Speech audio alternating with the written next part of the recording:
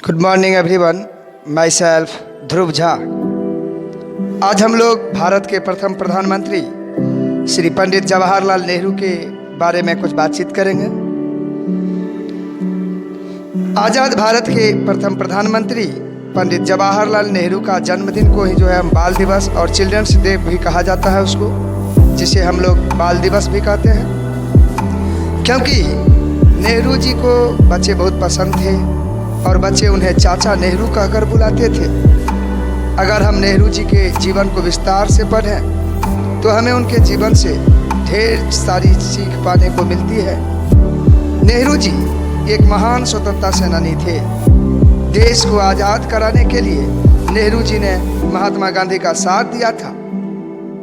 नेहरू जी के अंदर देश प्रेम की ललक जो थी वो साफ दिखाई देती थी। महात्मा गांधी उन्हें एक शिष्य मानते थे और उनके प्रिय भी थे। नेहरू जी को व्यापक रूप से आधुनिक भारत का रचयिता माना जाता है। 14 नवंबर 1889 को नेहरू जी का जन्म एक ब्राह्मण परिवार में हुआ था। इनके पिता का नाम मोतीलाल नेहरू और इनकी माता का नाम स्वरूप रानी नेहरू था। इनके पिताजी मशहूर बैरिस्टर और समाजवादी थे। नेहरू जी इकलौते बेटे थे और 3 बहनें भी थी। इन्होंने देश विदेश के नामी विद्यालयों एवं महाविद्यालयों से शिक्षा प्राप्त की थी और इसके बाद उन्होंने कैम्ब्रिज विश्वविद्यालय से कानून शास्त्र में पारंगत हुए। 7 वर्ष इंग्लैंड में रहकर फेबियन समाजवाद एवं आयरिश राष्ट्रवाद की जानकारी विकसित की। नेहरू जी भारत के सबसे पहले प्रधानमंत्री थे। अतः आज़ादी के बाद भारत के प्रथम प्रधानमंत्री पंडित जवाहरलाल नेहरू थे। पंडित जवाहरलाल नेहरू को बच्चों से अत्यधिक प्रेम होने के कारण अपना जन्म दिवस जो है वो बाल दिवस के रूप में मनाने को कहा। जवाहरलाल नेहरू जी का जीवन भी अन्य स्वतंत्रता सेनानियों की तरह रहा है। कहा जाता है कि बच्चों से अत्यधिक प्रेम होने के कारण उन्हें बच्चे प्यार से चाचा जी कहकर पुकारते थे। महात्मा गांधी जी ने उन्हें अपना शिष्य माना था और जवाहरलाल नेहरू जी के अंदर अपने देश के लिए बहुत प्रेम था। बात करते हैं प्रारंभिक जीवन और उनके परिवार के बारे में। जवाहरलाल नेहरू जी को उनके पिता मोतीलाल नेहरू जी ने 15 वर्ष की आयु में स्कूली शिक्षा पूरी करने के लिए इंग्लैंड में हैरो स्कूल में भेज दिया था।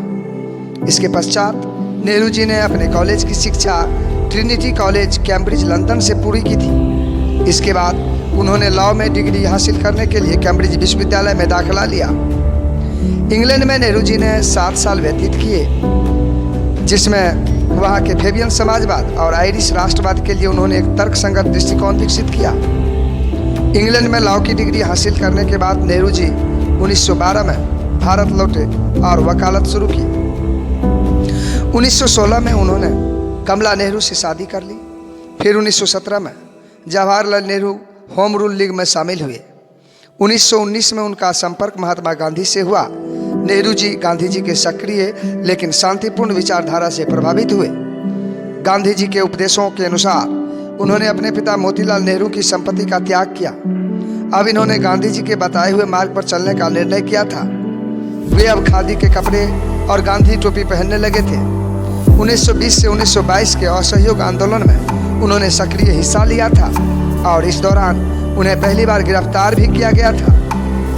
1926 में जब जवाहरलाल नेहरू वो जो थे वो अखिल भारतीय कांग्रेस कमेटी के महासचिव बने। 1929 में कांग्रेस के वार्षिक अधिवेशन में जवाहरलाल नेहरू को कांग्रेस पार्टी का अध्यक्ष चुना गया था। इसी सत्र के दौरान पूर्ण स्वराज की मांग की गई थी। जवाहरलाल नेहरू 26 जनवरी 1930 को लाहौर में स्वतंत्र भारत का झंडा फहराया। 1942 में भारत छोड़ो आंदोलन के दौरान नेहरू जी को गिरफ्तार किया गया था। 15 अगस्त 1947 को भारत देश आज़ाद हुआ। महात्मा गांधी जी के कहने पर जवाहरलाल नेहरू जी को आज़ाद देश का सर्वप्रथम प्रधानमंत्री बनाया गया। जवाहरलाल नेहरू ने आधुनिक भारत के निर्माण में महत्वपूर्ण भूमिका निभाई है। एक नज़र डालते हैं उनके राजनीतिक सफर और उपलब्धियों पर। 1912 में नेहरू जी ने भारत लौटकर इलाहाबाद हाईकोर्ट में बैरिस्टर के रूप में कार्यरत हुए। 1916 में नेहरू जी ने कमला नामक युवती से विवाह किया। 1917 में होम रूल लीग से जुड़ गए। 1919 में नेहरू जी गांधी जी के संपर्क में आए, जहां उनके विचारों ने नेहरू जी को बहुत प्रभावित किया और राजनीतिक ज्ञान इन्हें गांधी जी के नेतृत्व में ही प्राप्त हुआ। यही वह समय था जब नेहरू जी ने पहली बार भारत की राजनीति में कदम रखा था और उसे इतने करीब से देखा था। 1919 में गांधी जी ने रॉलेट अधिनियम के खिलाफ मोर्चा संभाल रखा था। नेहरू जी गांधी जी के सामने अवज्ञा आंदोलन से बहुत प्रभावित थे। नेहरू जी के साथ उनके परिवार ने भी गांधी जी का अनुसरण किया। मोतीलाल नेहरू ने अपनी संपत्ति का त्याग कर खाली परिवेश धारण किया। 1920 से 1922 में गांधी जी द्वारा किए गए असहयोग आंदोलन में नेहरू जी ने सक्रिय रूप से हिस्सा लिया। इस वक्त नेहरू जी पहली बार जेल गए थे। 1924 में इलाहाबाद नगर निगम के अध्यक्ष के रूप में 2 वर्षों तक शहर की सेवा की। 1926 में उन्होंने इस्तीफा दे दिया। 1926 से 1928 तक नेहरू जी अखिल भारतीय कांग्रेस के महासचिव बने। गांधी जी को नेहरू जी में भारत देश का एक महान नेता नजर आ रहा था। 1928 से 1929 में मोतीलाल नेहरू की अध्यक्षता में कांग्रेस के वार्षिक सत्र का आयोजन किया गया। इस सत्र में 2 गुट बने। पहले गुट में नेहरू जी एवं सुभाष चंद्र बोस थे, जो कि पूर्ण स्वतंत्रता की मांग का समर्थन किया, और दूसरे गुट में मोतीलाल नेहरू और अन्य नेताओं ने सरकार के अधीन ही प्रभुत्व संपन्न राज्य की मांग की। इस 2 प्रस्ताव की लड़ाई में गांधी जी ने बीच का रास्ता निकाला। उन्होंने कहा कि ब्रिटेन को 2 वर्षों का समय दिया जाएगा ताकि वह भारत को राज्य का दर्जा दे, अन्यथा कांग्रेस एक राष्ट्रीय लड़ाई को जन्म देगी, परंतु सरकार ने कोई उचित जवाब नहीं दिया। नेहरू जी की अध्यक्षता में दिसंबर 1929 में कांग्रेस का वार्षिक अधिवेशन लाहौर में किया गया। इसमें सभी ने एक मत होकर पूर्ण स्वराज की मांग का प्रस्ताव पारित किया। 26 जनवरी 1930 में लाहौर में नेहरू जी ने स्वतंत्र भारत का ध्वज लहराया। 1930 में गांधी जी ने सविनय अवज्ञा आंदोलन का जोरों से आह्वान किया, जो इतना सफल रहा कि ब्रिटिश सरकार को महत्वपूर्ण निर्णय लेने के लिए झुकना ही पड़ा। 1935 में जब ब्रिटिश सरकार ने भारत अधिनियम का प्रस्ताव पारित किया, तब कांग्रेस ने चुनाव लड़ने का फैसला किया। नेहरू ने चुनाव के बाहर रहकर ही पार्टी का समर्थन किया। कांग्रेस ने हर प्रदेश में सरकार बनाई और सबसे अधिक जगहों पर जीत हासिल की। 1936 से 1937 में नेहरू की कांग्रेस का अध्यक्ष नियुक्त किया गया। 1942 में गांधी जी के नेतृत्व में भारत छोड़ो आंदोलन के बीच नेहरू जी को गिरफ्तार किया गया, जिसके बाद वह 1945 में जेल से बाहर आए। 1947 में भारत एवं पाकिस्तान की आज़ादी के समय नेहरू जी ने सरकार के साथ बातचीत में महत्वपूर्ण भूमिका निभाई। 1947 में भारत आज़ादी के वक्त कांग्रेस में प्रधानमंत्री की दावेदारी के लिए चुनाव किए गए, जिसमें सरदार वल्लभ भाई पटेल और आचार्य कृपलानी को सर्वाधिक मत प्राप्त हुए।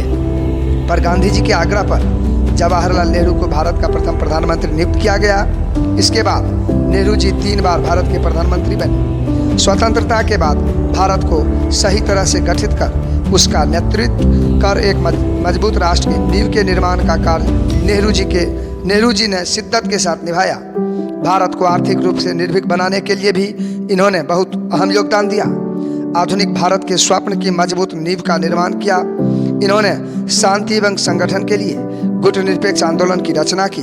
इनकी बहुत मेहनत के बावजूद यह पाकिस्तान और चीन से मैत्रीपूर्ण संबंध नहीं बना पाए। दोस्तों, आज के पार्ट में अब इससे आगे बात करते हैं नेहरू जी की मृत्यु के बारे में, कब और कैसे हो गई। नेहरू जी ने अपने पड़ोसी देश चीन और पाकिस्तान के साथ संबंध सुधारने के लिए हमेशा प्रयास किए। उनकी सोच थी कि हमें अपने पड़ोसी से अपने समान प्रेम रखना चाहिए, लेकिन 1962 में चीन ने भारत पर हमला कर दिया, जिससे नेहरू जी को बहुत आघात पहुंचा। पाकिस्तान से भी कश्मीर मसले के चलते कभी अच्छे संबंध नहीं बन पाए। नेहरू जी को 27 मई 1962 को दिल का दौरा पड़ने से स्वर्गवास हो गया।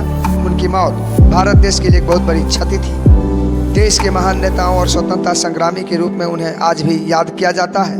उनकी याद में बहुत सी योजनाएं, सड़क इत्यादि बनाई गई।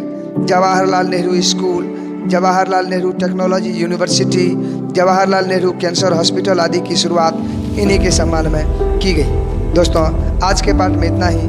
मिलते हैं अगले पार्ट में, तब तक के लिए जय हिंद।